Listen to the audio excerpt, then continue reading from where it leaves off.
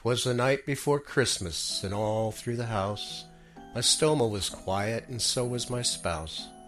The bags were hung from the shower rod with care, in hopes that the stench would soon clear the air. My dogs were nestled all snug in their beds, while visions of biscuits danced in their heads.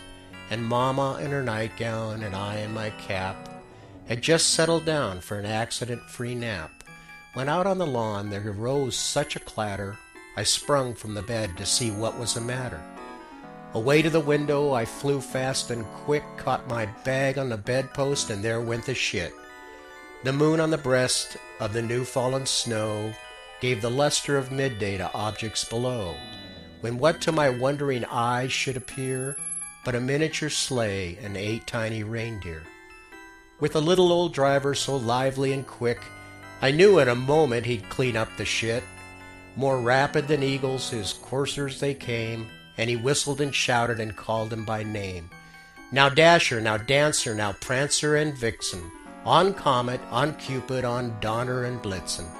To the top of the porch, to the top of the wall, bring the mop, bring the bucket, let's clean up the hall.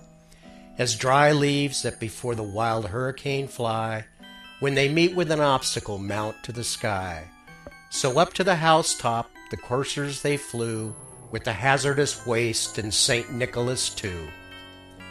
And then in a twinkling I heard on the roof the prancing and pawing of each little hoof. As I drew in my hand and was turning around, down the chimney St. Nicholas came with a bound. He was dressed all in fur from his head to his foot, and his clothes were all tarnished with ashes and soot. A box of new bags I saw hung from his neck. For a second he looked like my Convatec rep. His eyes, how they twinkled, his dimples, how merry.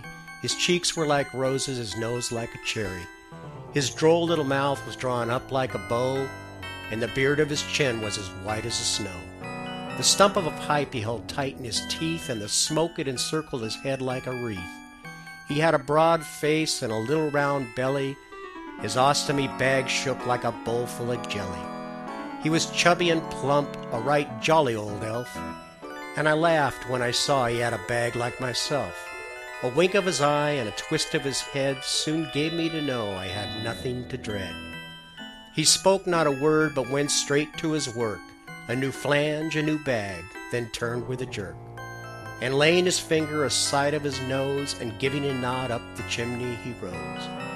He sprang to his sleigh, to his team gave a whistle, and away they all flew like the dawn of a thistle. But I heard him exclaim, ere he streaked through the sky, "Accidents happen, be glad you're alive."